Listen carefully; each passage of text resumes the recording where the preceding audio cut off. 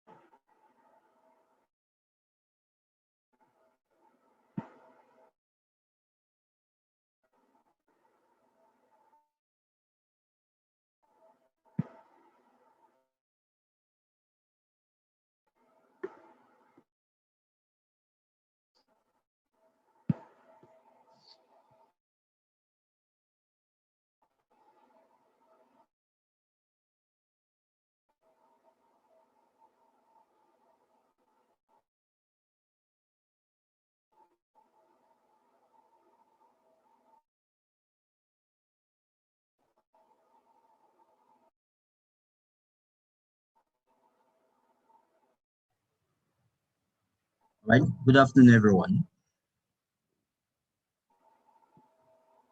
Can you hear me?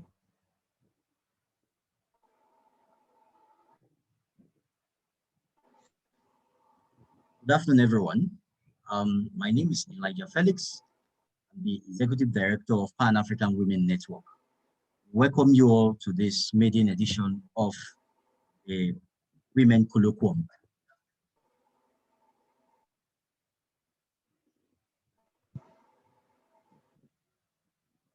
Women Colloquium, it's a platform where women that have achieved and risen through the rank of leadership can come together and share their experience and their ideas that have kept them thus far. This would serve as a form of a pathway or a guidance to younger women coming up. So today, for the Maiden Summit, the Maiden Women Colloquium, we are having two guests, uh, two distinguished guests, the person of Our Excellency Ambassador Kamal Smith, the South African ambassador to Finland and Estonia, and we have our second guest,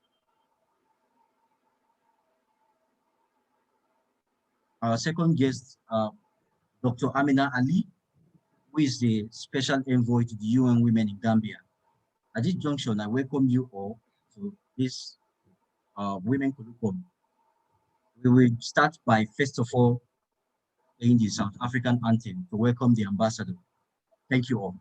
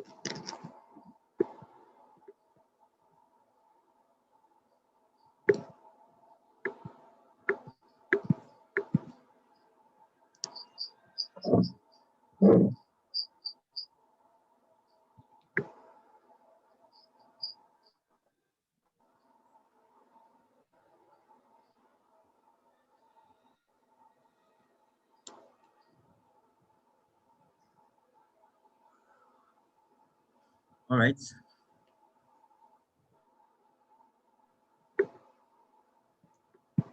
Thank you very much.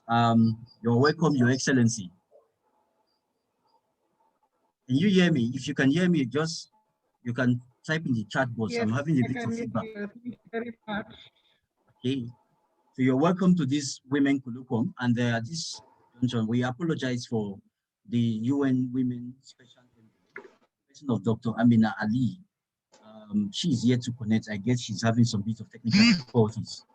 So we're just going to start now by introducing our guests properly. And the anchor of this section today, this maiden section, is the person of Irene Ubani, Irene Ubani is a Nigerian.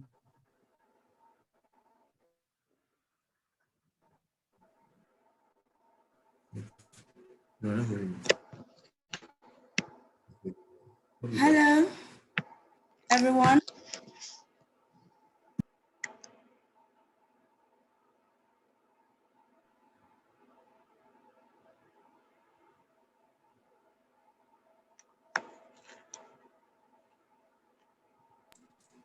Hello, everyone.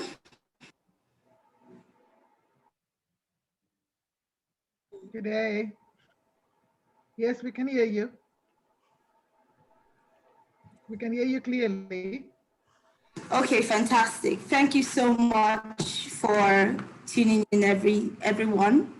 It's a delight for me to be in the midst of really powerful women and the Pan-African Women Network and everyone who's associated with it. And I really would like to welcome every single person who is tuned in via Facebook or Zoom and other platforms. First things first, before we kick off the conversation on women in leadership, I would like to acknowledge the presence of Her Excellency, Ms. Carmen Jolene Smith, who is the South African Ambassador to Finland and Estonia. Thank you so much for joining us. While we also await the presence of our second panelist, I would like to read out your bio, if you don't mind, Her Excellency. Good day, everybody. Carmen J. Smith joined the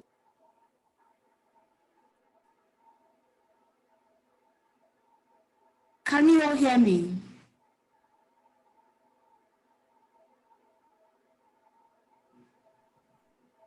We can hear you. Please, I would like to confirm that everyone can hear me. Okay, fantastic. I would like to read out the bio of Her Excellency Carmen Jolene Smith. Carmen J. Smith joined the liberation movement as a youth activist in 1986 and participated in the various organizations and campaigns. She has been a member of the African National Congress, ANC, and ANC Youth League since 1993. That's a really long time. She later joined the ANC Women League and have occupied various positions within the ANC and other organizations, such as additional member on ANC Strat14 branch executive and representative for the branch to the Michelle's Plain Zonal Executive Committee in the 90s, as well as served as the class school representative council member at secondary school in the 80s, amongst others. She has been employed by the organization since the 90s in the organizing department of ANC Western Cape, ANC Free States Care Committee, and ANC International Relations. She worked as the ANC International Relations Manager, which further has tasks outside her employment mandates as assigned by the organization. Represent the ANC South Sudan task team that had created growing political awareness in the organization and the broader public domain on Sudan and South Sudan. As part of her political and leadership responsibilities, she served on the ANC's NEC International Relations Subcommittee, Policy Committee, Conference Preparatory Committees, the Management Committee, and Election Management Team. She had because of her employment functions and her continued belief in the ANC and South African government's pursuit of attaining a better Africa and better world, advocated and articulated the position both in international forums and the public space as assigned by the organization. In 2016, she was appointed as the South African ambassador to Finland and Estonia. For everyone who is connected, would you please welcome Her Excellency Camille Jolene Smith with a round of applause. Thank you very much for joining us. I'd like to confirm, however, if our next guest is connected now. Felix? Not yet. So we can just get started. All right then. While we await our next guest, I think it's best we kickstart the conversation, which we all can't wait to have. Okay. Of course, as we know, the conversation topic for today is women in leadership and decision making, breaking roles, celebrating performances and overcoming barriers, and breaking the ceiling. And from your biography, Her Excellency, we can tell that you have done a whole lot and you're filled with a lot of wisdom. We see what's going on, globally. There's more awareness on the need for more women to be at that seat of leadership at every level, no matter what organization it is, either in business or politics or governance, every single sphere. It's no news any longer that when we have women within this space, there's a lot we can achieve. There's a lot we can do. And I mean, the fact that you have far your kids, you to be here with us. So my first question really would be, in your opinion, how well have we done in the area of gender parity, particularly in leadership roles? Thank you for that deep accolade that you put on me. I would say that we have made great strides, and that there has been growing numbers in terms of women taking up leadership roles on the continent globally, and in our countries from where we come from. I would also say that amidst this great strides that we've made, because you can look at the various percentages. I mean, it's now that in Africa, we have about 25% women in leadership roles, particularly mostly in government areas. And then you have seen an increase between 3 to 6% more recently in that regard. So yes, we've made strides, but there is still a lot of work to be done to get representation to an equal level. And not just as an equal level, but also in terms of substantial role, because women do have much to offer, and together men and women can achieve much more working together. Okay, and in terms of readiness to take on positions previously dominated by men, what is your take on this? Do you see more women, being ready when it's time? They're not shying away from this kind of positions. What has been your experience? Because in all of this conversation, I think one thing that would also help us is very practical, examples. Were there times when there was a role, or there was a vacant role, or there was a vacancy, and they needed maybe a female? What was the experience, either having her come on board, I would say that this question comes up a lot in the conversation of gender parity. And are women ready to take up the role? Women have been leading from behind for centuries. They've been running families, they've been running community organizations, and in many cases you would find men holding the title, but women actually running the organizations. Mm-hmm. So if we keep on asking the same question, are we ready to take up the role? We've always been ready to take up these roles. It is about creating the necessary access that we need to be able to take up the role and show how effective and efficient we are in doing what we do. Absolutely. I like when you say we have actually been there. It's not a case of, oh, we're trying to come in, we're trying to fit in. We've always been there. We've not just been noticed to the extent that we would have loved to notice. Now, have you seen an increased utilization of these leadership positions when women are brought into leadership positions? How well do you think we have done in terms of utilizing that opportunity? To mention a few, I mean, you have seen some of the prime ministers and presidents that have taken over, and that they've actually done substantially, they've actually done very well. Because I don't think it's an issue of whether you're a woman or a man. It's an issue about whether you are able to deliver on the task at hand.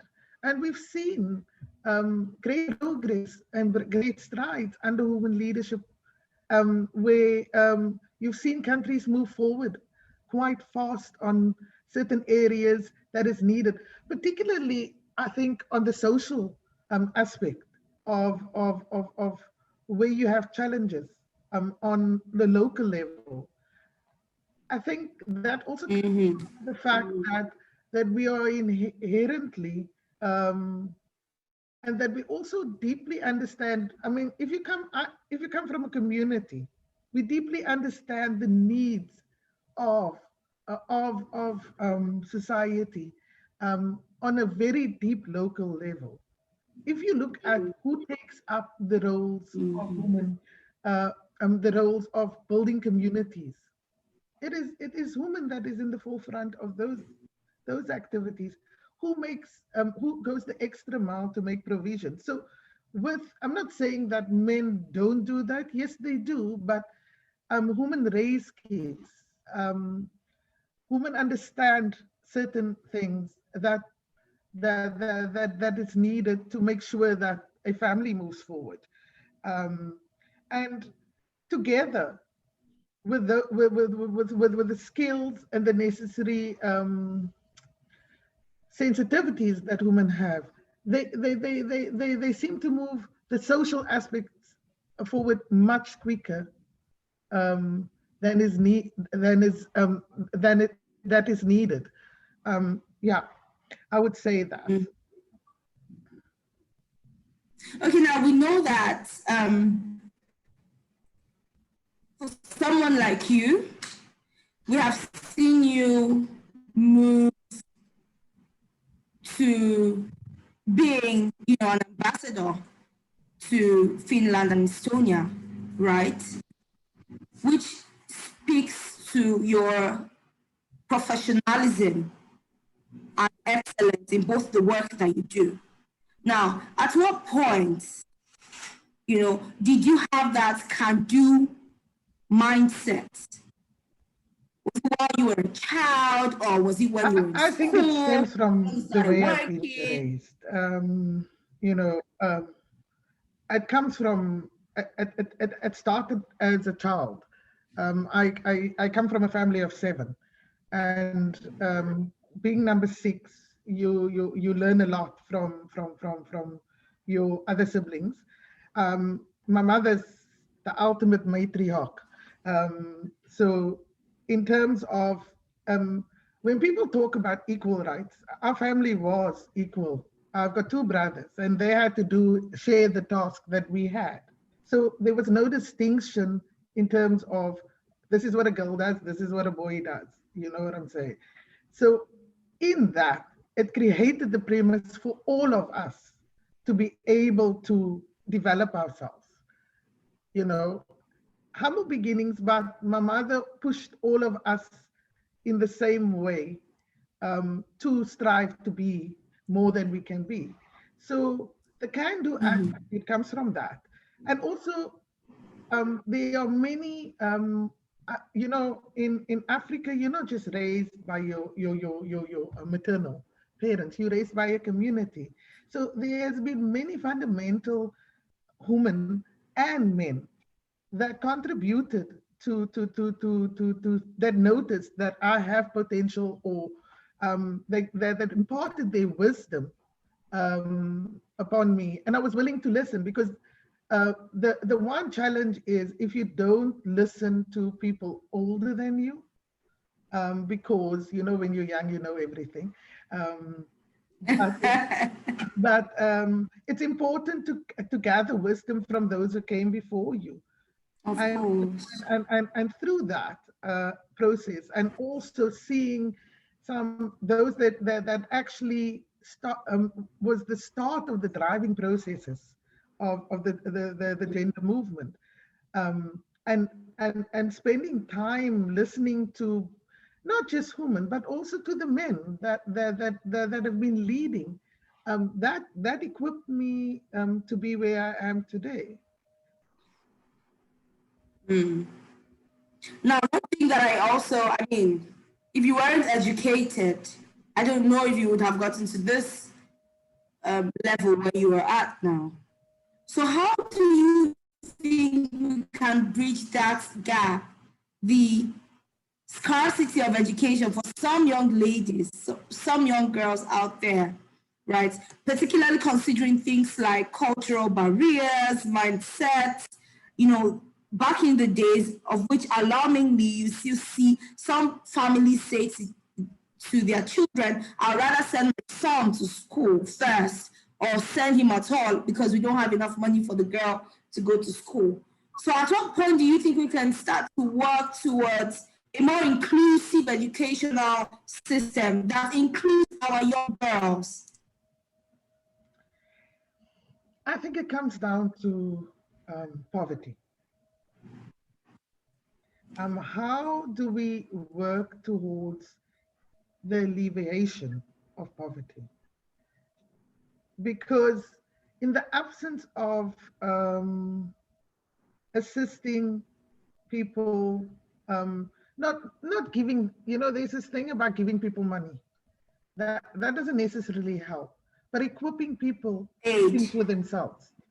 And that is not just about women, but it's about in reinstilling reinstilling self-confidence in people. We have a tendency not to go deep into where we come from, our actual history. We always start off with colonialism. But if you go back and you look at our histories, we had kings, we had queens, we had scholars in Egypt, to name a few. And we come from a very strong history.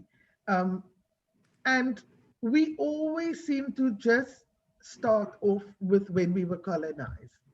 So rehashing our actual history and being proud of where we come from becomes important, because in the system of slavery and colonialism, both it broke both men and women. How do we rebuild that self-confidence within our societies and find a formula that can help us rise becomes very important in this regard. But do you see us getting closer to that bit? I think we've come a long way. I think we don't, many times we concentrate on the negative and not on the positive strides. Of course. We've come a long way. Look where we're sitting today. We're having this conversation. And we should start building on the positive strides. Yes, we have huge challenges, but we should start building on the positive strides.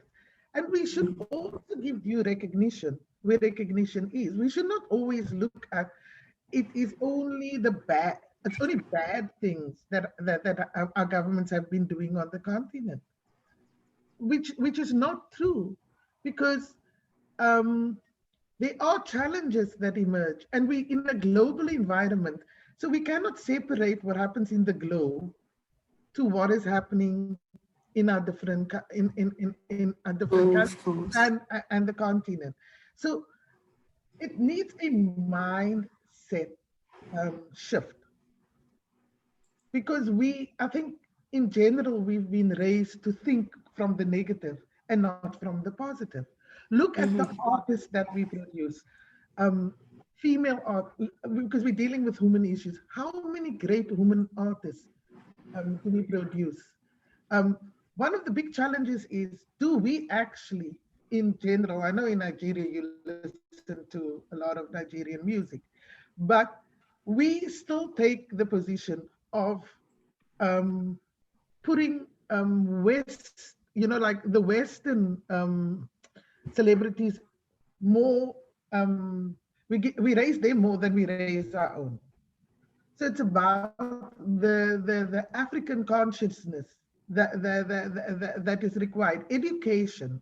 What education is important. I yesterday my third secretary launched a book called Timekeeper. Very interesting story. It's for What's the title of the book? Timekeeper. Timekeeper. Very interesting story about Nandi that goes to Egypt. So this is going to be a series of Nandi's travels through the continent. A lot of the information that we have is not related to who we are. We learn from academics that are not Africans. The books that we read are mostly American novels or UK novels or French. But how many of us actually spend time reading a lot of the work that is produced in the continent? A different relation with the knowledge base that we have. And I think it's going to become more important that more of us also publish who we are, because that creates a more conscious nation. So what informs education is not just necessary papers that you get. Education is a constant learning curve. You learn through, you go to school, you get a degree, yes, you get a diploma. But many a times on application, you know, the information that you get through your studies and you have to apply it, it doesn't correlate. So you learn through experience as well. And then you also learn from wisdom of those that have practiced things. And then there's also those, I mean, we cannot write off younger people that are great innovators. We've seen innovation on our continent taking place. So we learn from each other, and we produce a lot of good educational values. The challenge is, how do we create a more egalitarian society? But you also need to have then economic, you know, like you need to have economic development in the system that can make the necessary provisions for that. And so it also comes down to the economy, creating our own entrepreneurs, and those of us that are outside the country, or those in the diaspora.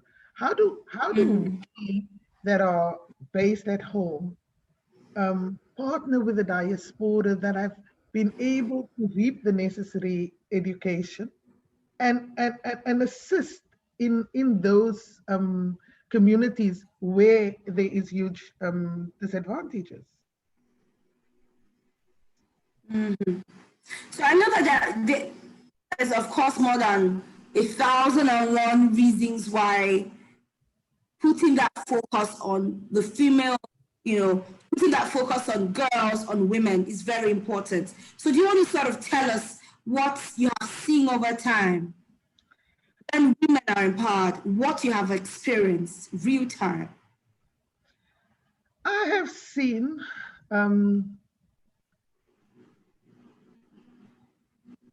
I've seen very positive outcomes in terms of the way we operate in terms. Let me make an example. Okay. In most of the organizations that I've been involved in that portfolio, that we were predominantly women, and things got done. You know, not without things got done, but also what it needs is somebody that is willing to work as a team player, even in a leadership role. Because many times you would have women rising, but they wouldn't want to bring others with them. If I see,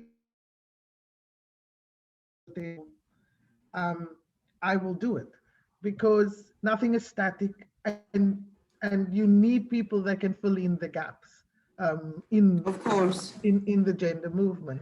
So that I think is of fundamental importance. How do we as women actually positively uplift each other? And that girl children, when many a times it is an issue of access to funding. If you just say, hypothetically speaking, if I adopt one child, right, one girl child, and put that girl child through school, and that girl child learns from that, right, that you give back to others, how would that not multiply from 1 to 10? So it's also what we want to give back, because it's not about, I mean, look at the globe where it's all about receiving, where it as fundamentally issue of it's all about me. And it's not necessary, and then we forget that we have left those behind. So when we put ourselves in a better position, it is always important not to forget where we come from. And it's just not in, as I said, giving money, but in or allowing some young person to thrive. And that becomes fundamentally important in how we network with girl children that are more disadvantaged. You know, this example you cited just reminded me of the conversation I had today. A friend's mother. So she was saying to me that, oh, she got married really early. The whole excitement of having to get married. But the truth is, she said to me, it's important for a woman to be educated, equipped, and mature. That helps them make more informed decisions. You know, for her, it affected her because I think she had to AS and AS, SS and S. And she said to me, she did that it was a thing to know. So you see, as little as, well, one call it meager, but as important as knowing what your blood group is before you decide on who to get married to. That was her situation. So she didn't know it was something to consider at the time. For her, it was just because she wasn't as exposed. She didn't have that level of education and exposure that was expected of her. Or maybe she would have ideally gotten, right? And at the end of the day, she sort of had to suffer. Children suffered the fact that not equipped with, you know, that level of understanding. And that's why I say that it's really important that these conversations, we keep on holding these kind of conversations, because we don't want to keep repeating the same things that our others many decades were here, and we still see young people making the same mistake, particularly when we do not equip these young ladies, right? Thank you very much for that. I thought that was a very important point you raised, and just to explain the bits that I had yesterday. Because it did touch, for me, I said to myself, what can I do to help?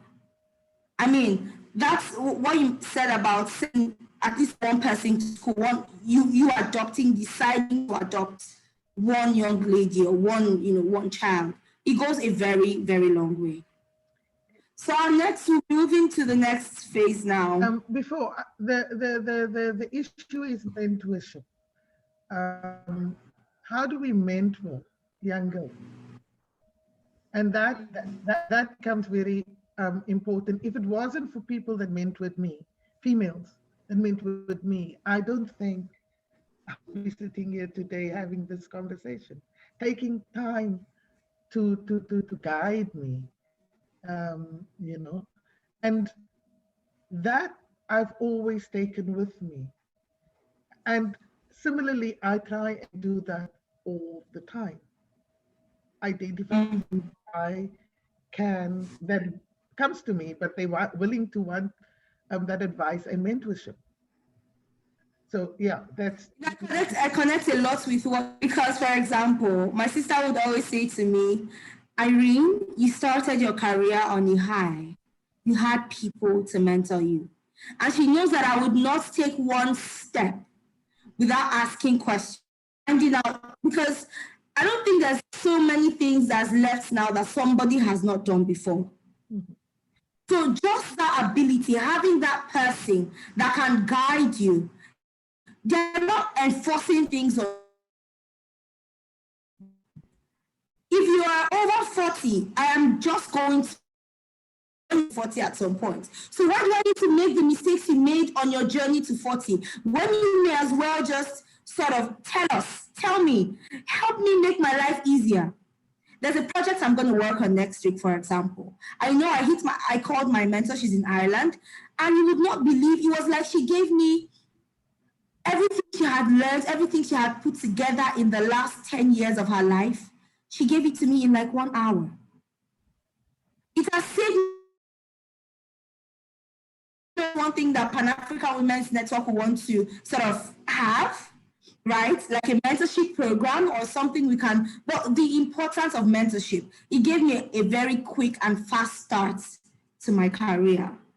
I knew that I didn't have to start struggling to know, I'm a journalist, so I knew that I didn't have to start struggling to, pitch my tent in overcrowded markets already. My mentors had already, gone through that terrain. They knew what works and what doesn't work. So they're only just giving, it's more like they're sieving.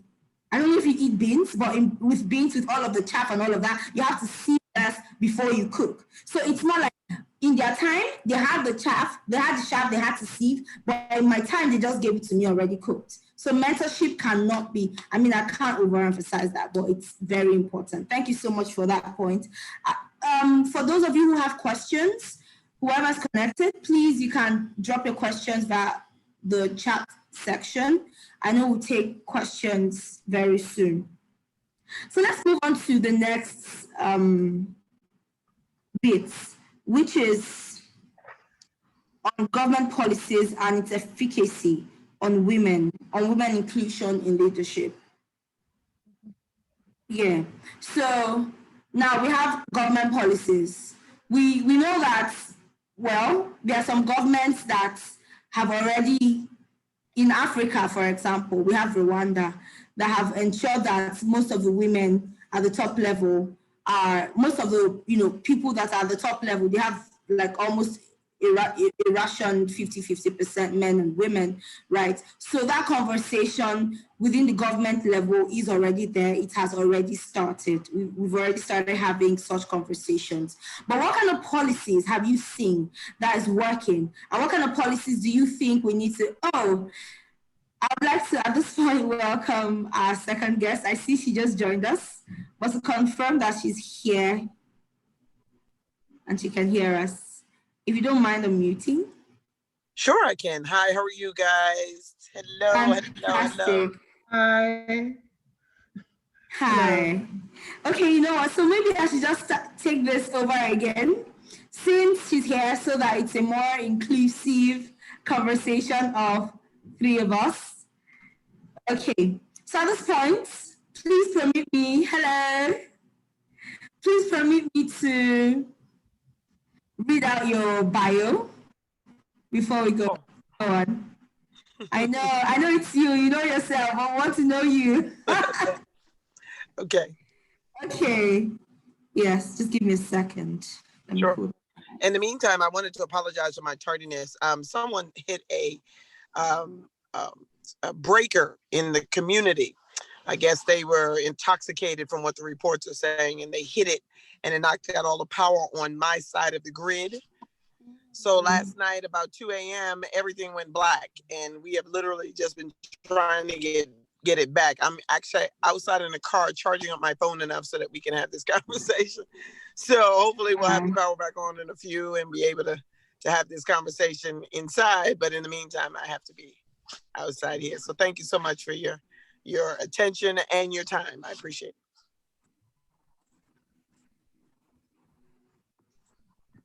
it. Joining us. We're sorry for all of the mishaps, the things that we don't plan for.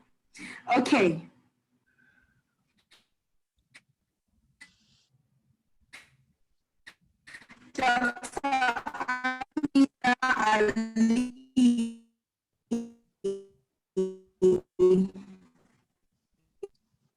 We're losing you. Uh-oh. We're losing you, Irene. Uh-oh. Oh no. I must be some omen or something today. No, I'm sure she'll come back.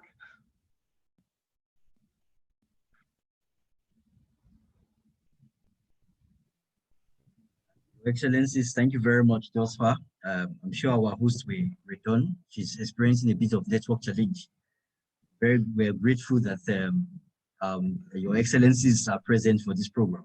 Thank you very much.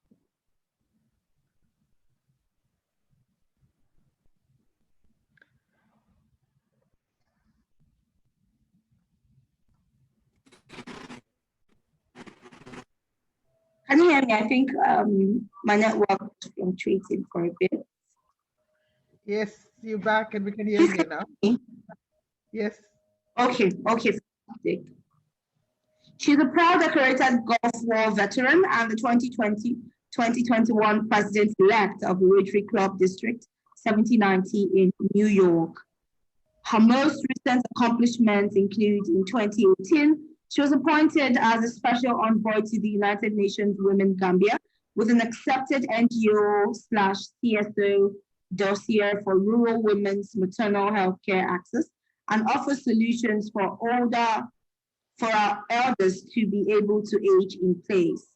Through her efforts as a member of the Global Alliance for Rights of Older People. Have we lost her again?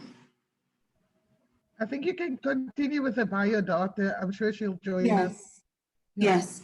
She is in the 2019 U.S. representatives for the International Model United Nations Association and the newest member to the International Human Rights Commission in Geneva, where she serves on recognized sovereign tribes, undocumented international cultures, stateless, landless, and countless oppressed and displaced indigenous people around the world. Just this year, she was blessed to testify at the January 2019 NYC Commission on Human Rights on Pregnancy and Caregiver Discrimination, the February 2019 Council of the City of New York Committee Report of the Infrastructure and Human Services Division Committee of Women for the Committee Oversight Hearing on improving the gender and cultural diversity of monuments located in city parks, and the September 2019 New York City Pay Equity Hearing as commissioned by the NYC Commission on Gender and Human Rights. On September 25th, 2019, she received assignment as a Deputy Member of Parliament for the African Union, representing the states of the African Diaspora Mission, 6th region, and in November She was newly appointed a special consultative status as the Director of Women's Empowerment for the United Nations Department of Economic and Social Committee, Northern Citizen Community Board. Finally, but her best accomplishment is being the Nana of 12 grandbabies. How cute! With one born just one day after her birthday, this August 2019. Thank you very much for joining us, Her Excellency Amina Ali. Welcome, welcome, welcome. Thank you. It's right on time. Next, we have just concluded the first bit of our conversation. Okay. Yes. And we'll be moving to the next one, government policies and its efficacy on women inclusion in leadership. I have a brief to read here before we begin. Now, at the 24th Summit of the African Union held in Addis Ababa, Ethiopia in January 2015, the continent adopted Agenda 2063, which is a 50-year structural transformation and development agenda geared towards unleashing the potential of women and youth. In line with this aspiration, some African states have initiated gender equality policies into their domestic policies. The Gambian government, for instance, has made constitutional provisions to ensure the ability of gender equality. This, however, has its roots in the enactment of the national policy for the advancement of Gambian women, now in 1999, which addresses the issue of gender equality, which has had monumental impact on women leadership in the country. Now, governments across Africa are implementing policies in favor of gender parity in the workforce and executive sphere. How can these policies go from just the white sheet to execution at the executive and grassroots level? So I'd like to start with you, Her Excellency Amina Ali. Oh, wow. That's a loaded question. Wow. That's a powerful one and a great question. As we're dealing with it both here domestically in the United States, as well as the Republic of the Gambia, which is what I serve for rural women in maternal care, there is a huge leap, if you will. And it's thematic at best when you're talking about the, like you say, the one sheet of paper that speaks about the terms and the conditions to the reality of what it looks like and executed in the communities. First of all, there has to be an understanding that the shareholders and stakeholders in those that you are serving. That's huge. Seeing people with the dignity that they deserve, as well as knowing that the intentional plan comes to help and serve those that its coming mission is now. We're establishing new norms, redirect our initiatives and our policies, as well as our money and our activities. And this is to make sure that dignity is intact. You know, on December 10th, we had the International Day of Human Rights, and that is a huge piece in the United Nations and ECOWAS, as well as the African Union. And it means that there is a day of dignity, and that's actually what we call it. There was a huge shift that was given to us to be able to enact that. And what does that mean? That means into our own communities. We had to use what we had to get what it is that we needed, and make sure that we're involved, had a share in it, it was a stakeholder, was able to do this themselves. So what did that mean? It had to be a level of inclusion from the beginning. So it's not the higher ups telling you what they want done with the money that they're sending. It is not those empowered to tell you what they will do and what they won't do, what they will protect and what goes unnoticed. And it's definitely not people from outside of our community telling us what to do just because they're giving us grant money. That's gone. Okay. That is done away with. Why? Because we're understanding that is where the deficit begins. SDG 5, which is gender equality, and SDG 10, which is reducing inequalities, is making sure that we address the issue at the core using the people that suffer the most. Because we do believe in the humanistic approach that this is where the core solutions are. So knowing that we have to activate the people on the ground. No more of this haughty, because I'm starting this program that, I need to be seen and no. We're not taking pictures to put on social media. We are making an advantage to the people that we are serving. And that means full on, making sure that they have the supplies, the resources, the subsidies, making sure that they have the education, the knowledge, and the power, and giving it to them initially, not after the money has been spent and not after the pictures have been taken. We're going to do it in the beginning, for the people initially. And that is huge. And I know most people are saying, well, that sounds like it makes sense, but it's not happening. Money is being diverted in the Gambia. There's a huge deficit, money being sent to other places. Women are not getting the things they need, and the programs are not being utilized properly. Well, the people are taking control of that, and they're making themselves accountable for where the money goes, and then making themselves accountable for the lawmakers and where their voice goes. So this is where we're standing up and we're taking back our power. And a lot of those Gambians like myself that were born here in the United States are actually talking about repatriation. That's huge, coming out of our comfort zone to go back and serve. I know I'm one of them. And, now that I've retired, I have the ability to now go back and serve my people with the knowledge and the finances that I have. So that's huge. And most people don't want to come out of their comfort zone. They just want to take a few pictures and send a few dollars and just say that they've committed to the cause. No. We need boots on the ground, and we need it now. So this is where we're focusing our intention.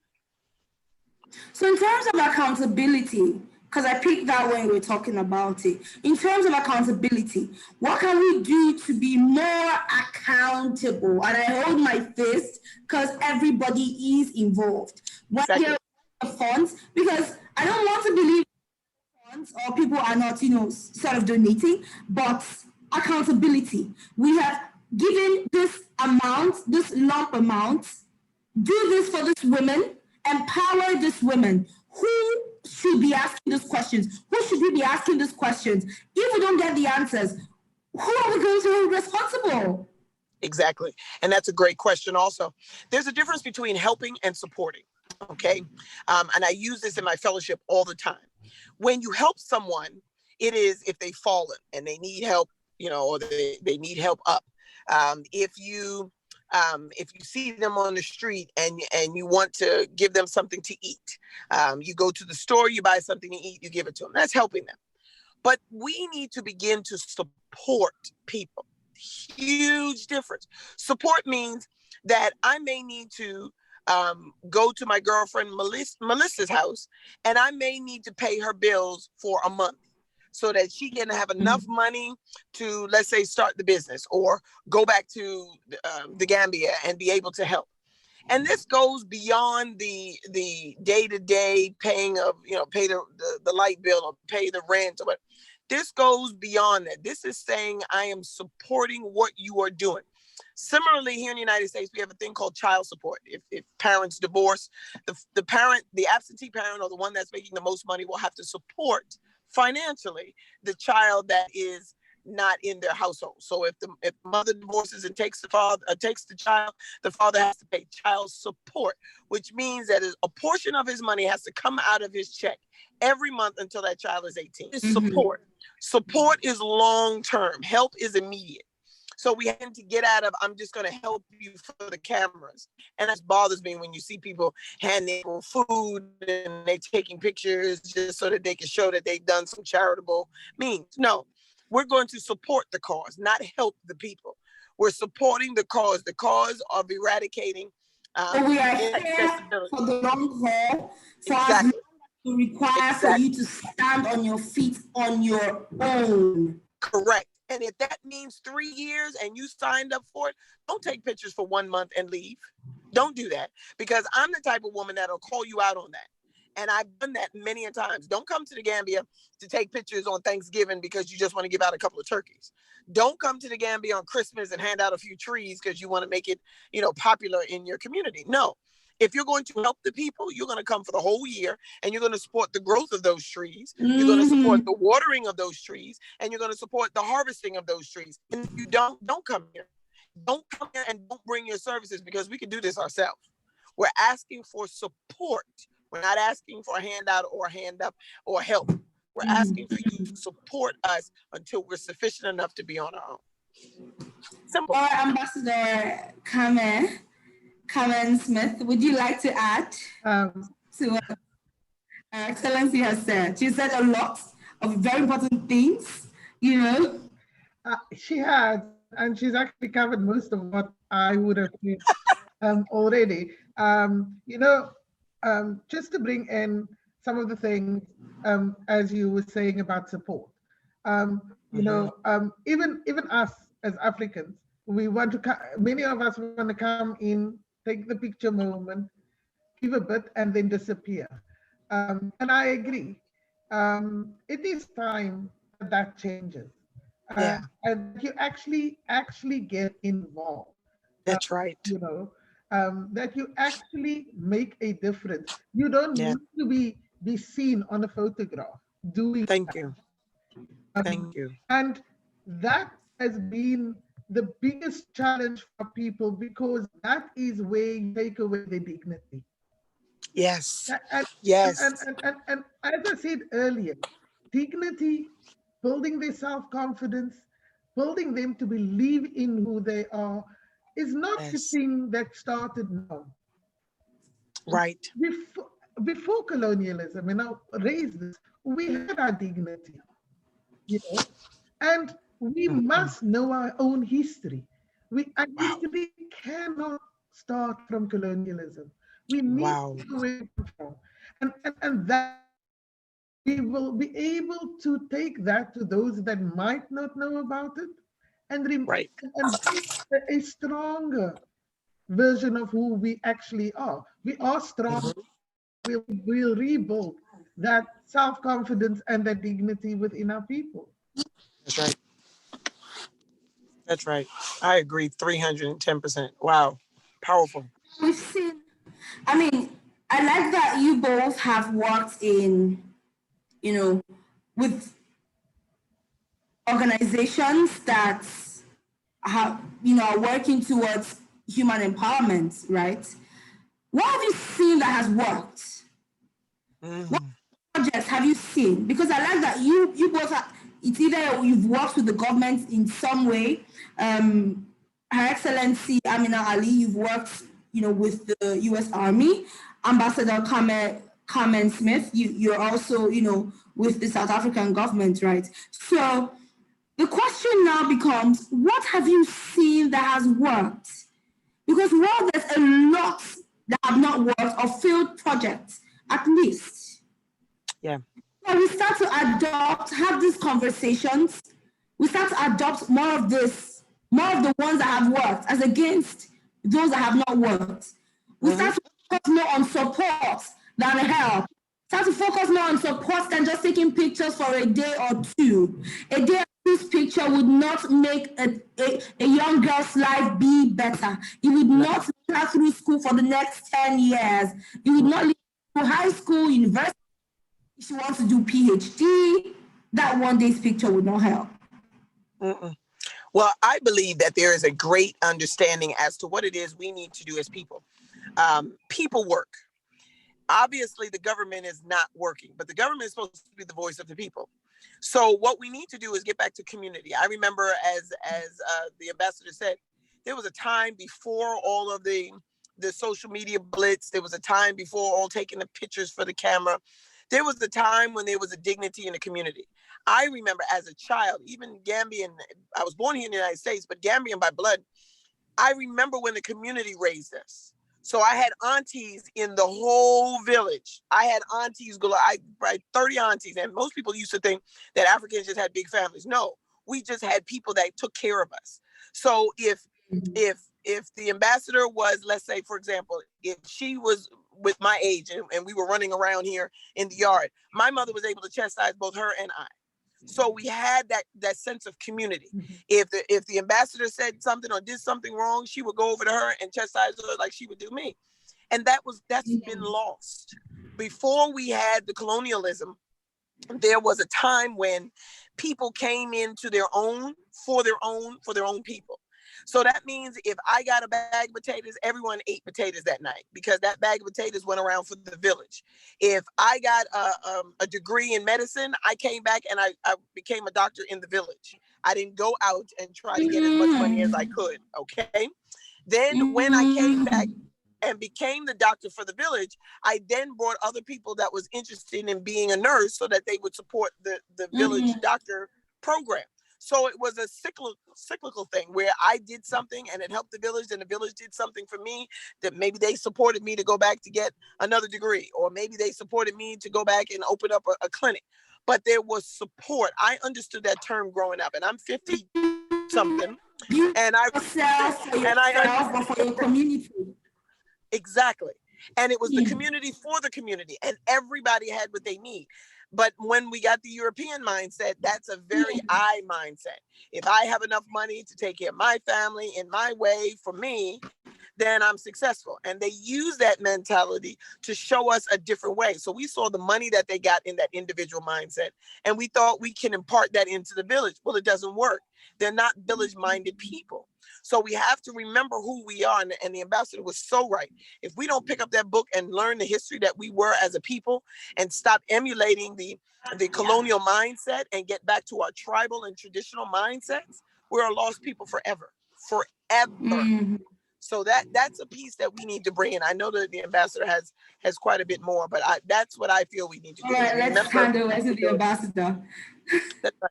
I'm loving this conversation. Oh my goodness. Yeah. Ambassador, please. In COVID-19, there was one thing that happened while I was sitting here in Finland. All my activist friends just decided they're going to get involved, and we started getting back involved with our communities, and we still back involved with our communities because one of the things we realized is people were starving, people were not having food, but how do we create sustainability? Because you can give a person a meal, but how are you going to sustain this process? So so organizations will get up in a sense of, look, we will start raising capital, but we also know that sustainability is very important. And now that has moved from just not from providing a meal to creating food gardens, home food gardens, helping people to community gardens. And you also saw a sense of community coming back. So in many of the projects, what we did is we didn't instruct what needs to be done. We actually went to partner with those that already started these projects, and say, how can we help? How can we support? So it's very important to create sustainability. And I agree with Ambassador Ali that the fundamental thing is don't just come for a short while. Yes. Come for the whole haul. Yes. That is where it comes. Huge. And in doing that, our governments put in brilliant policies, but the governments can only drive it also to a particular point. It needs the community also to come on board, and it needs all of us to move away from this individual sense that we have, the me, myself, and I sense, and move to, yes, you have to provide for yourself, but also think of the next person in what you are doing. Count your blessings. Huge. Wow. This reminds me of a friend of mine who is he says that his job is to light up Africa. So he said, let there be light. Beyond graduating from school, because he mentioned something. He said community for community. Right? And then you both are talking within the same line of, you're not just equipping yourself for yourself. Yeah. The me, my, I mentality, like Ambassador rightly said. Yeah. But now I'm giving myself. It's not when you say sacrifice. I'm sacrificing myself for the benefit of my people. Yes. What this my friend does, I think it's good for me to just, sort of reflect on what he does. His name is David Arinze. So what he usually does is, he studied electrical engineering. Now Africa still has a situation when it comes to power, right? Particularly within the rural community. Mm-hmm. So he literally manages projects that people do in terms of ensuring that there are solar systems within rural communities. So these people can now set up their businesses. So we have a situation where people can now set up their businesses, set up stores, and some people have cold rooms. They're able to, sustain their families, create services for their communities there. So when you both were talking about this community for community, not me, myself, and I sort of remembered that this is exactly what he's practicalizing. So beyond just, I graduated from this school with this degree, now I can travel the world. We're not saying you shouldn't be able to travel the world, but you should also, bring back. It's like giving back to those people when you say that it's not just one person that raises a child, but the entire community. Yes. So I think that is I really thank you so much for, that bit. I'm loving this conversation, by the way. Yeah. Yes. Okay. So on to my next, let's just move on because of time. I initially thought we were going to have like all day, but now in line with the empowerment of women and girls, the issue of girl marriages, sexual abuse, and the lack of sex education poses a serious threat to the girl child, thereby impeding leadership capacities. Findings indicate that West African countries have the highest number of girls who are married before the age of 15 and 18. Is there a possible end in view to address this? We can't also be pumping in so much monies saying that we want to, help the girl child, and we're also not focusing on this beat because it's equally as important. Dr. Amina, before you came, I had mentioned to Ambassador Carmen when we're having the conversation before now.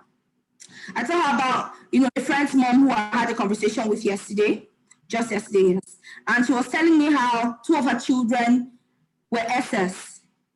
And this was because before she got married, she didn't know the importance of knowing your blood group.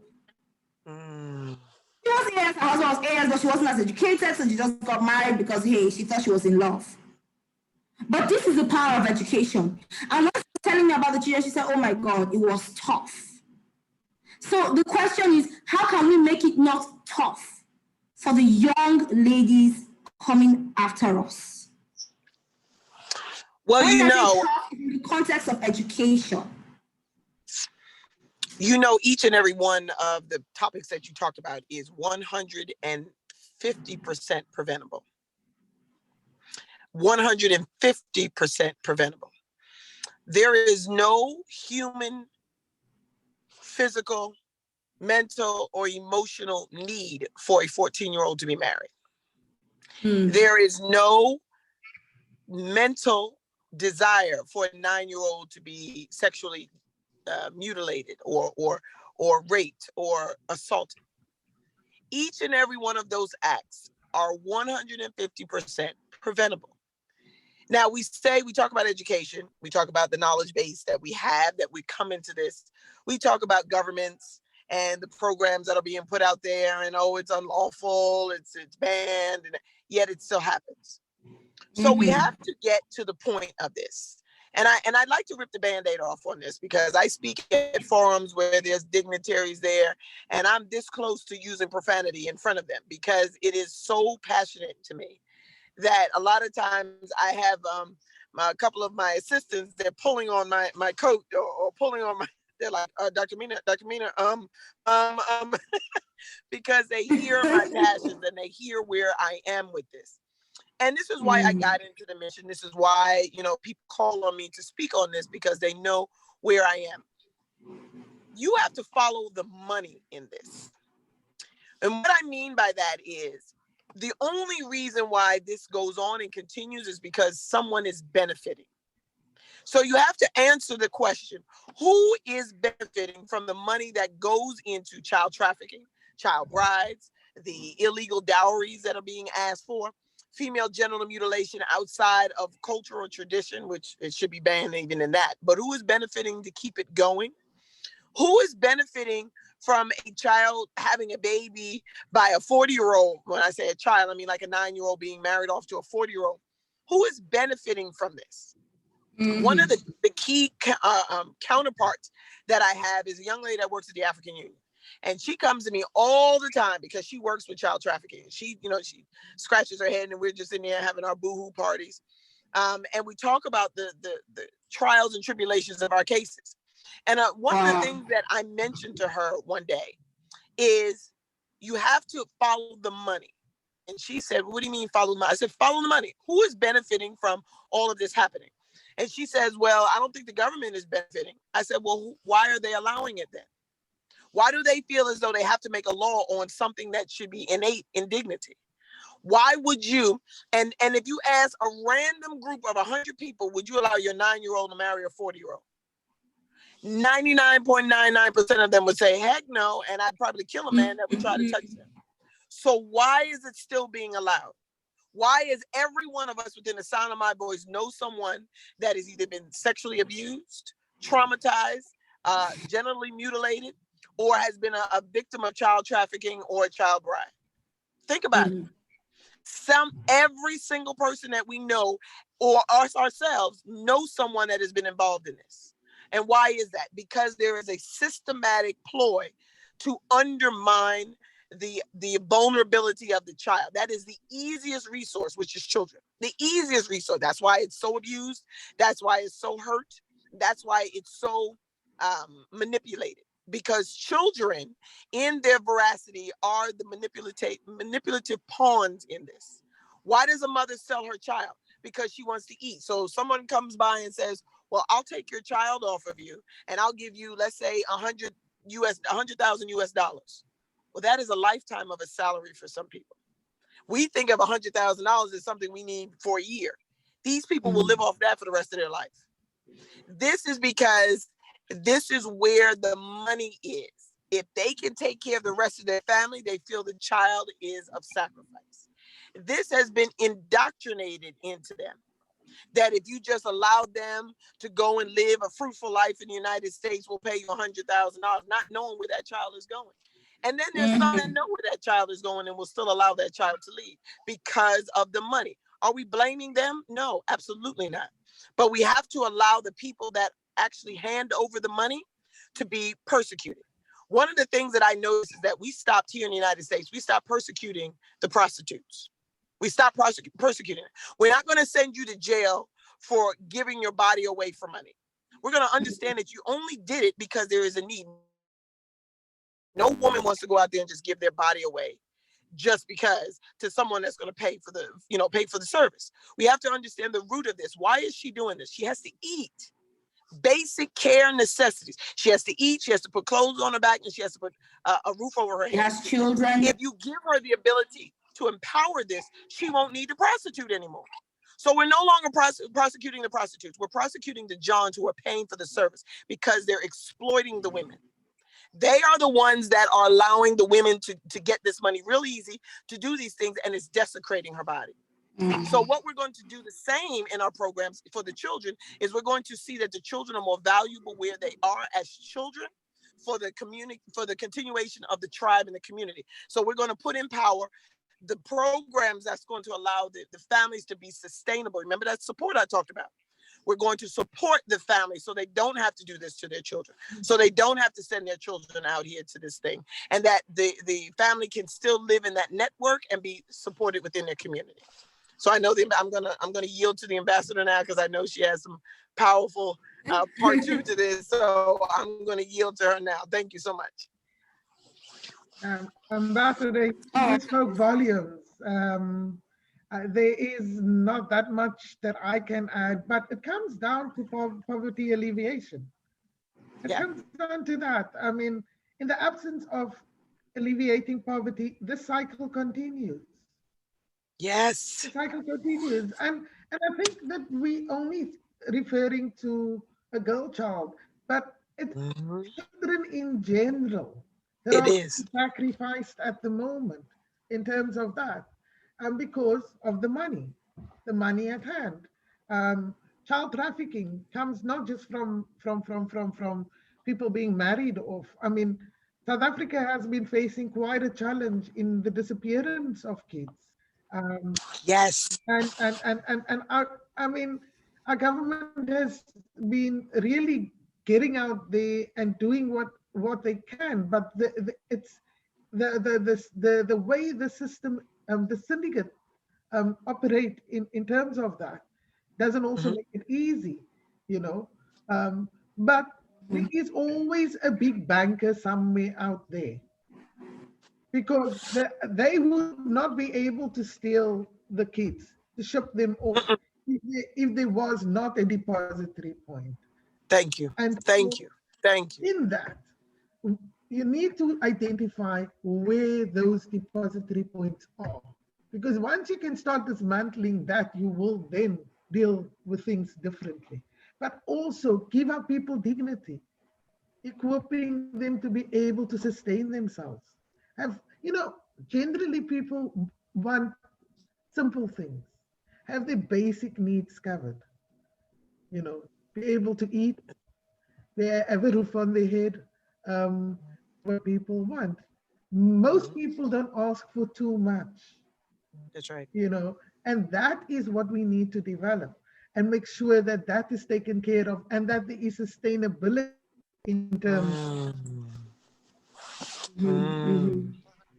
I think for this particular topic, we can go on and on and on, because there's a lot that can be said and needs to be said and needs to be, let out there. But thank you so much for your contributions regarding this particular bit, because we cannot ignore. It's so important that we start to individually take responsibility, organizations start to take responsibility. Even funding agencies should not just stop at giving the funds. If they can also join the race, the rat chase of following the money, was a lot of good. Okay, so let's move on to the next beat of our conversation, because I put this into different segments. Women politics and their performance in Africa. Now, we have seen a sparse number of female presidents and prime ministers globally, and Africa has not been left out. Now, what is your take on this, and how can we create a formidable force to see an increase in these numbers? How can we prepare more women to take on, positions as high as being either the prime minister or being, presidents? Oh, okay. So let me, because I didn't get it.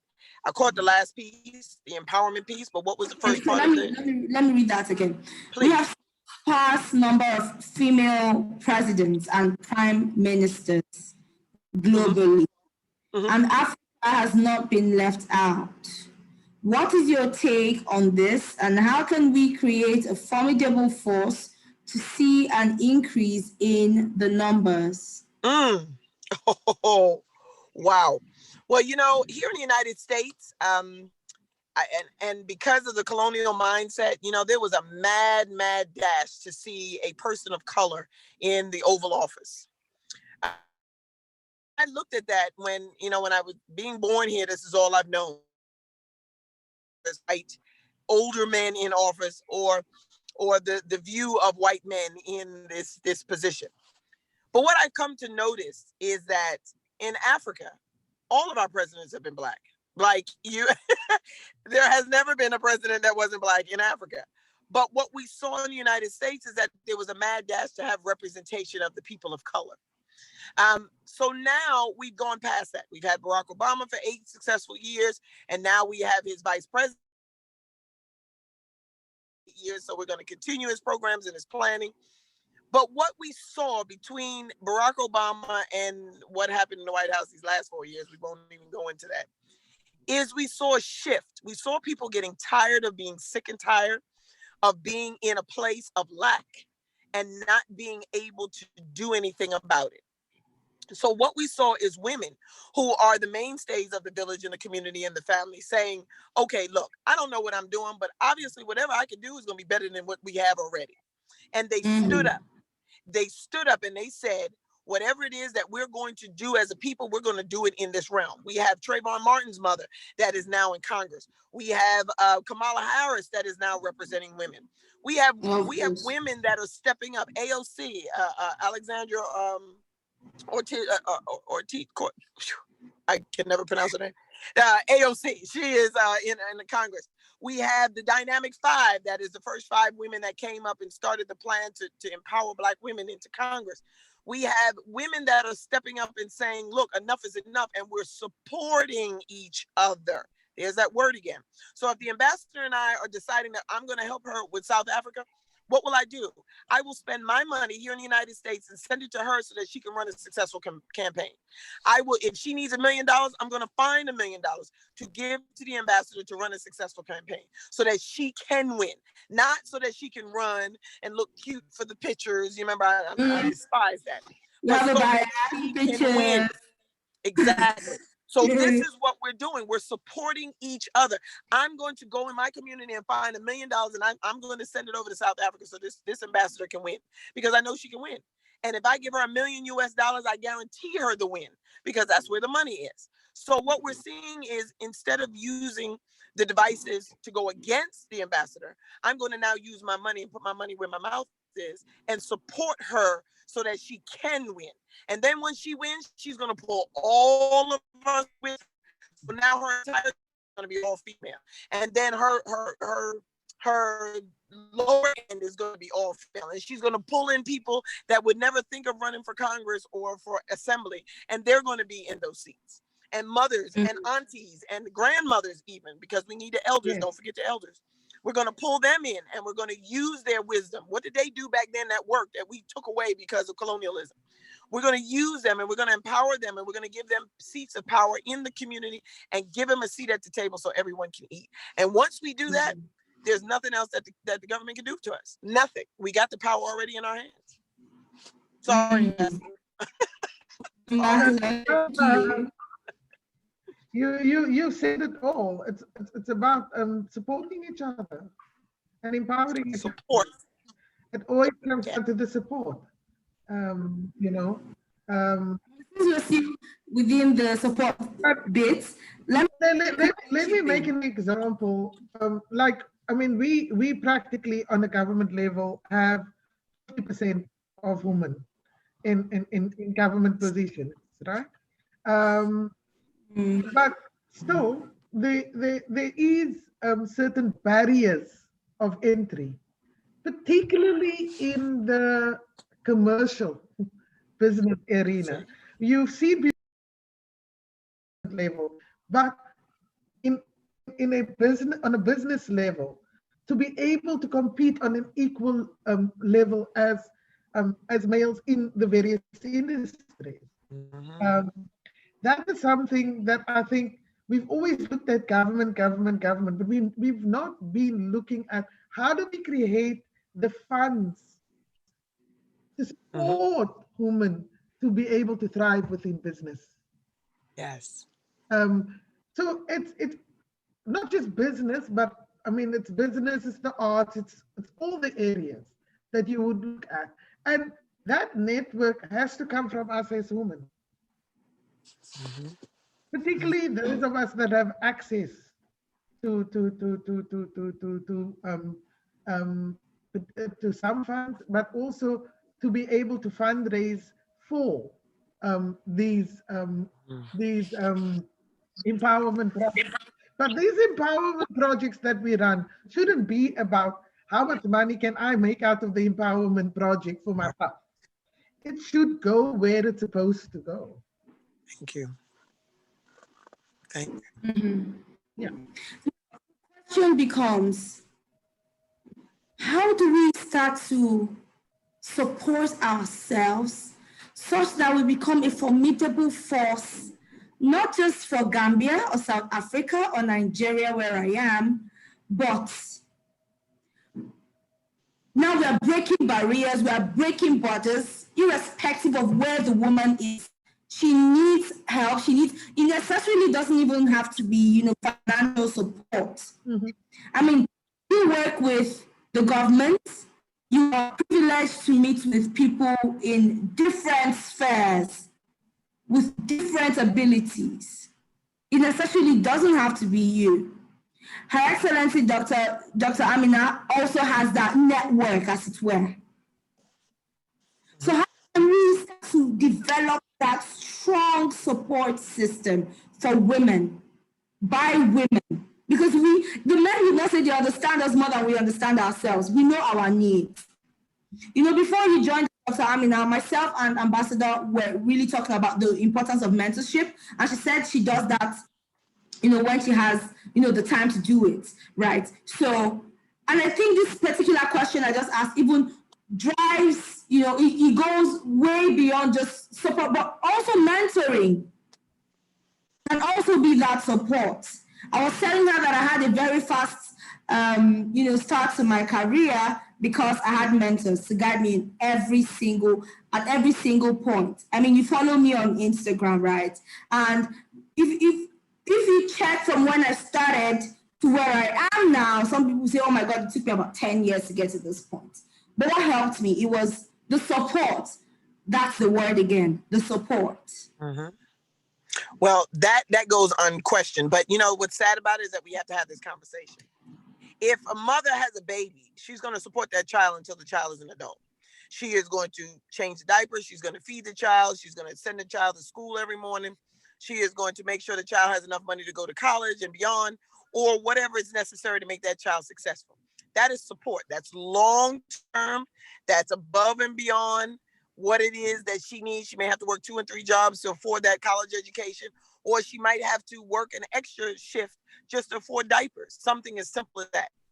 But what we see is there's a long-term support. Is that buzzword again? When we get older, it seems as though we forget.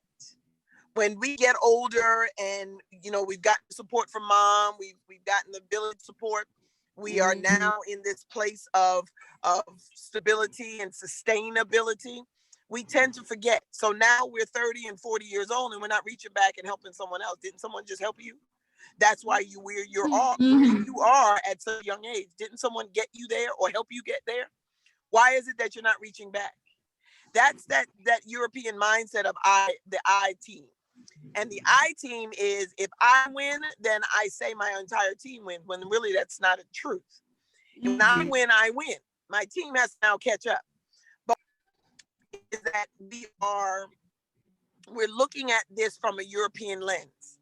We're saying that if we have a certain amount of clout, or we're sitting in an Oprah Winfrey status, or if we are Kamala Harris and sitting in the White House, we have succeeded.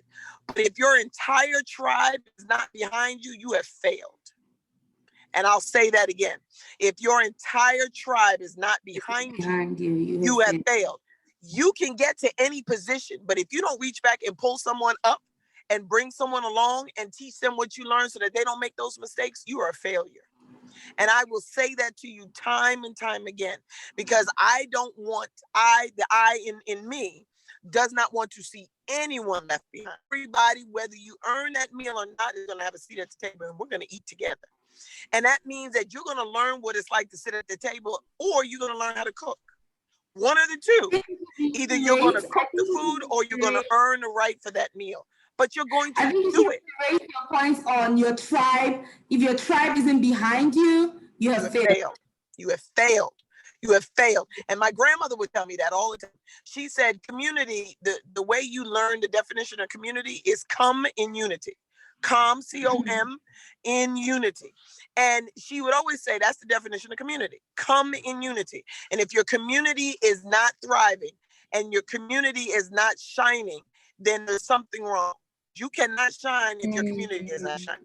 You cannot say you're a leader if there's people lacking in your community. If you don't fix what's broken at home, you can't come outside the house and fix anything because your house is caving in. So how are you going out here shining and saying, I can help you fix your house when yours is broken? There is a big, huge thing that we have lost as people of the diaspora, the people of the African continent. We lost that community and we need to get that back. If we don't support the community, we can never support ourselves as a people. I'm done. I'm done. Community supporting, bringing people along. I mean, when you mentor somebody, you bring up networking is very important. And without networking, you can only go so far. And when you mentor somebody, you have to bring a person into your network. Yeah. And build that person to be able to navigate within your network. Yeah.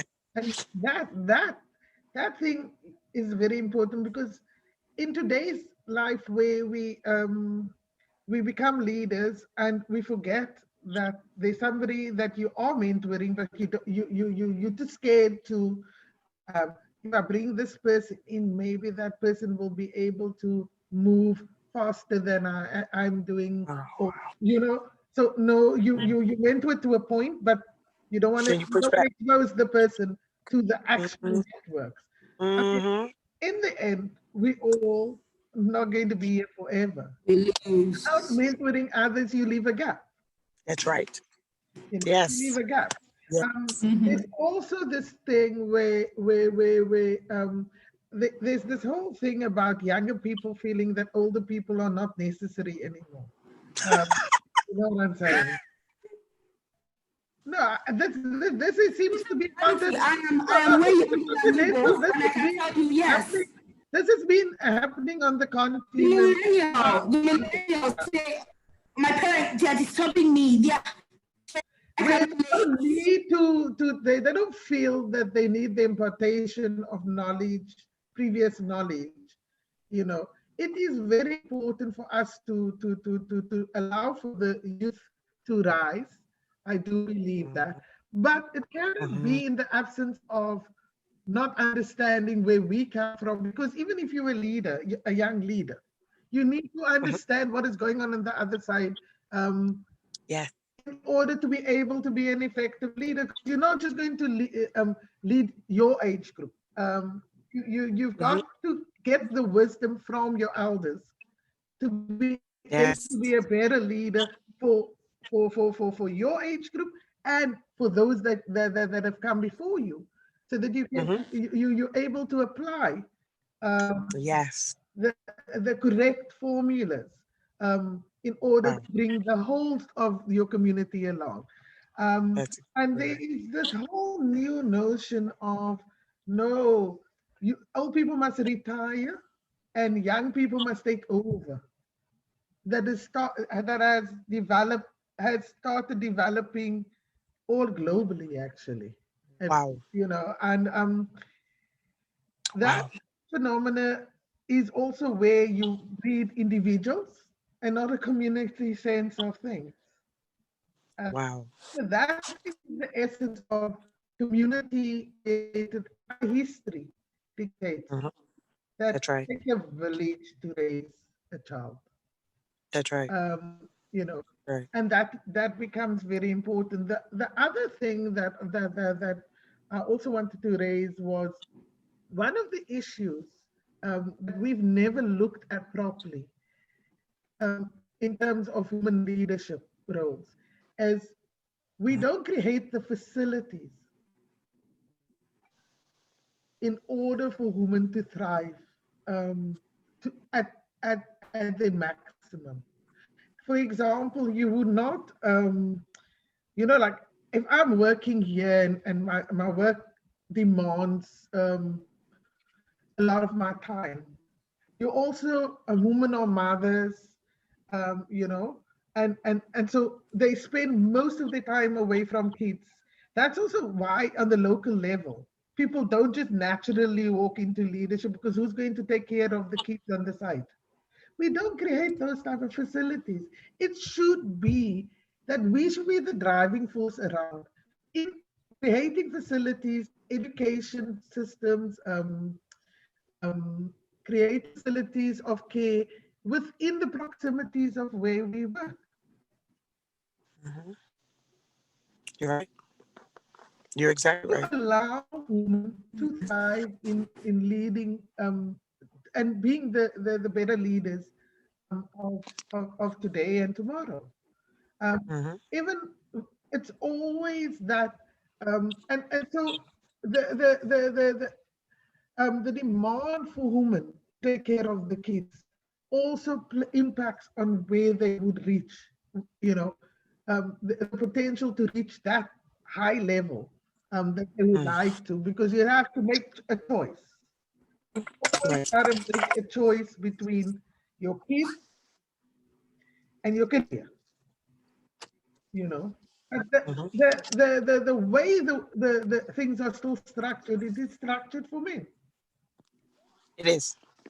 I think this is a good time to, because we're about to wrap up the session. So I think it's a good time, based on what the ambassador just rightly mentioned, talking about balance, right?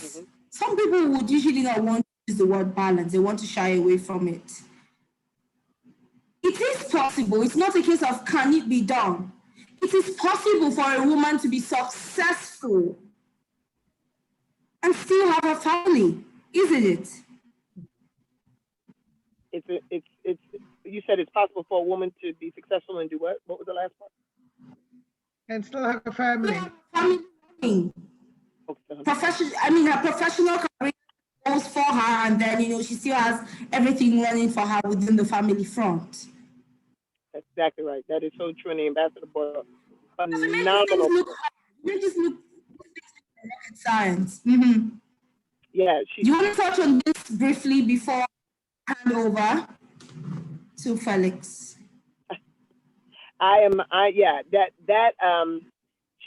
We could talk all day on this, and I'm taking off my hat to you, Ambassador. The understanding of us being the first teachers. We women are the first teachers. In any tradition, in any culture, in any tribe, we are the first teachers. It's to the point where even religion recognize that women are the first teachers. And in knowing that is to know that if we are the first teachers and we are giving that much autonomy in the family, why wouldn't our businesses be directed in that way? If we know that that's who we are as a people, why wouldn't we design a business to inclusively have a woman to be able to take care of her family and her children? Isn't men going into business, aren't they able to make up enough money to take care of their business and their family?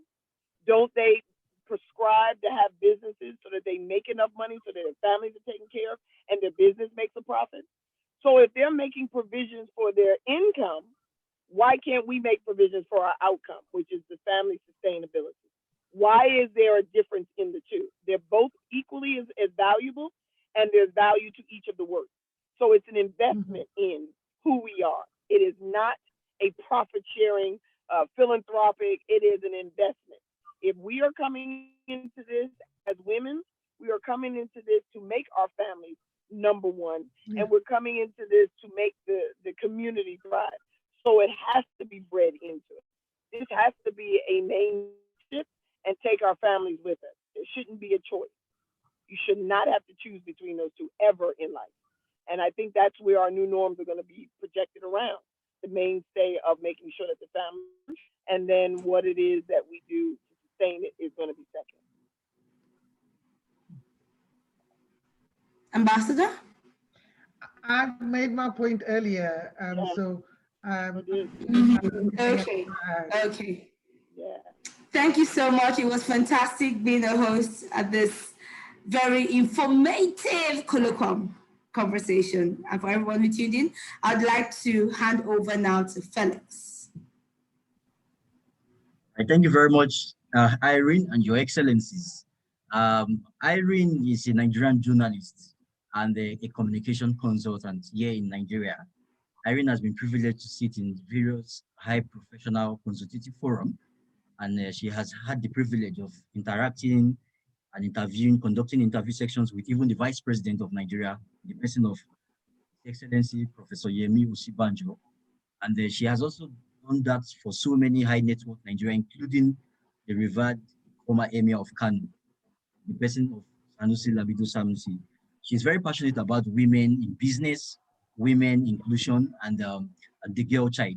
And it's a privilege to have her host this program today. And also, I'm very grateful, or the Pan-African Women Network is the entire members of Pan-African Women Network are grateful and happy to have met with Her Excellency, South African Ambassador to Finland and Estonia, Ambassador Kamed J. Smith.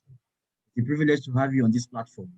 Also, we are also happy to meet with Her Excellency Dr. Amina Ali. Now, Dr. Amina Ali served in the US Army and as a medical doctor.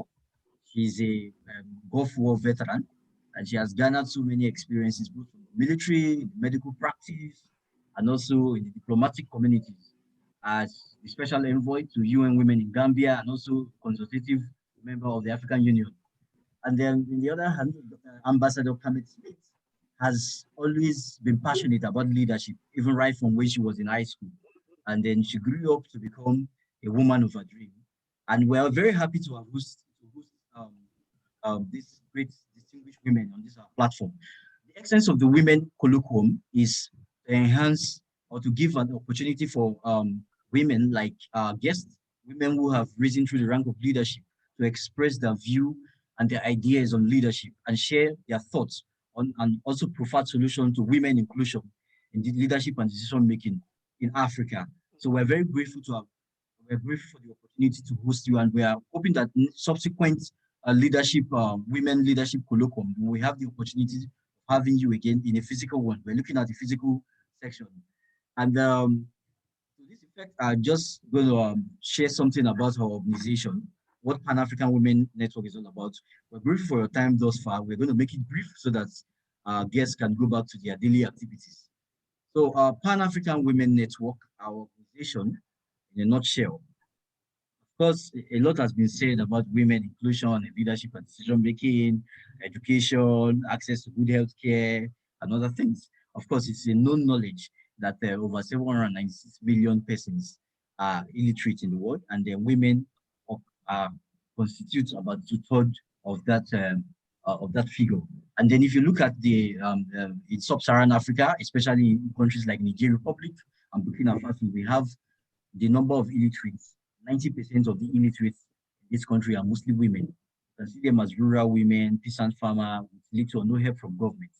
And then if you look at this chart here, you can see that there is a correlation. There is a correlation between women education and also and to women inclusion in leadership and decision making. And as the horizon increases, you can see that we have lesser number of women participating in at the top there.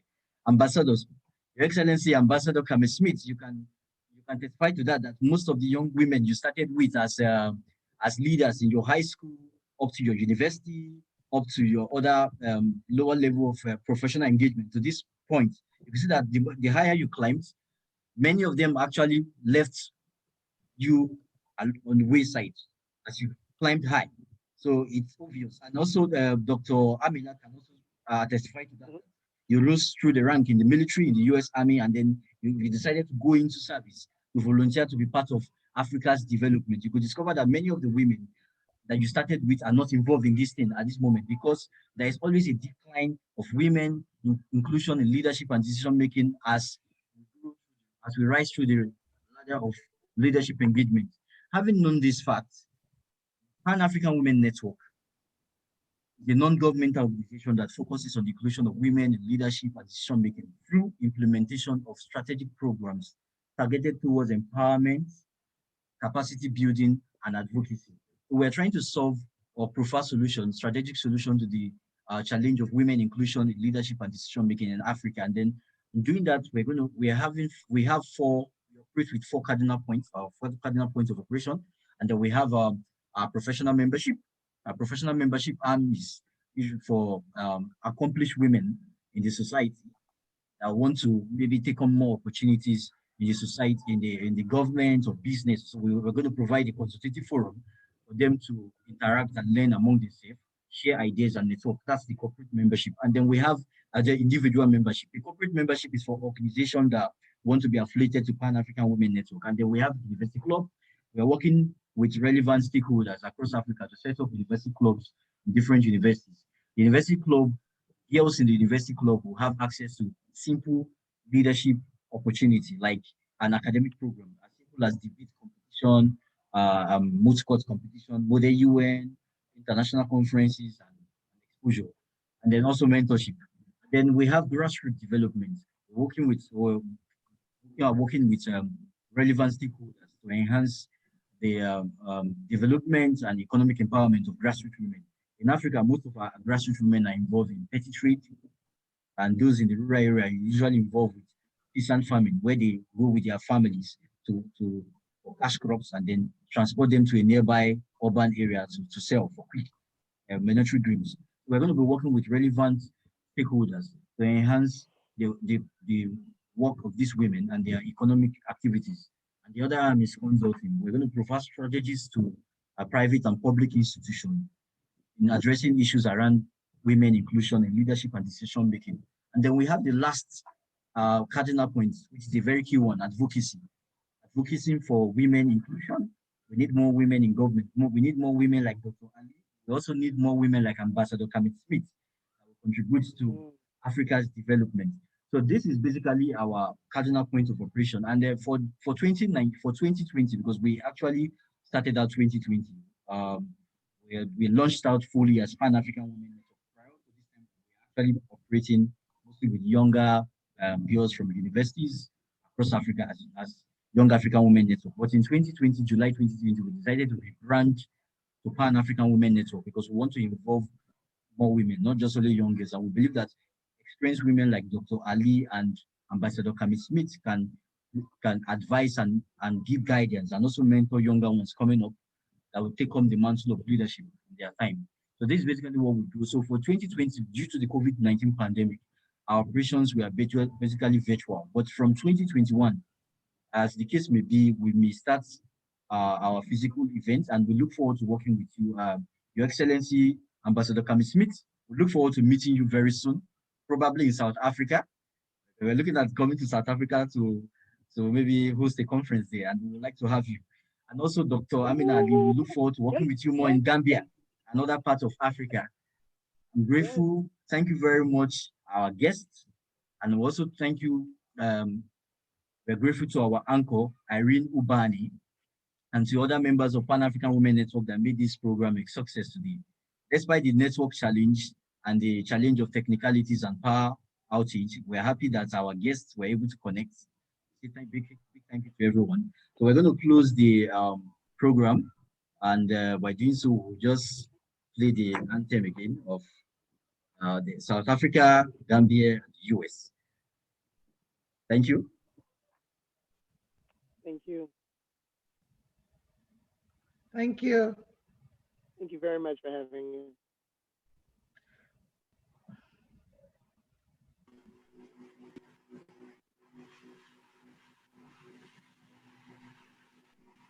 Thank you very much.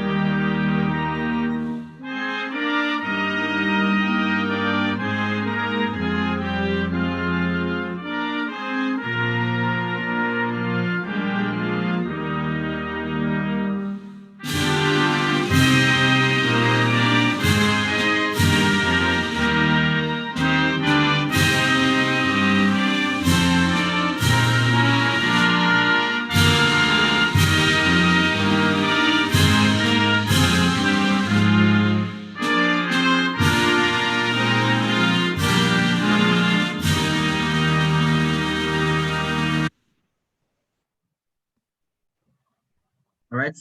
Thank you very much, Your Excellency. We're excited and we look forward to hosting you over and over again. Thank you. Thank you so much. It's a real honor to have spoken about these issues over here. Thank you for reaching out, and I'm sure to be available in the future. Thank you to the host as well, and to the anchor making this possible, and everybody. Thank you, Ambassador. You've been a fantastic anchor and host. Thank you so much. Certainly. I will be greeting you. Have a good week going forward. To everybody, thank you for the support. Really appreciate it. Sure. Bye.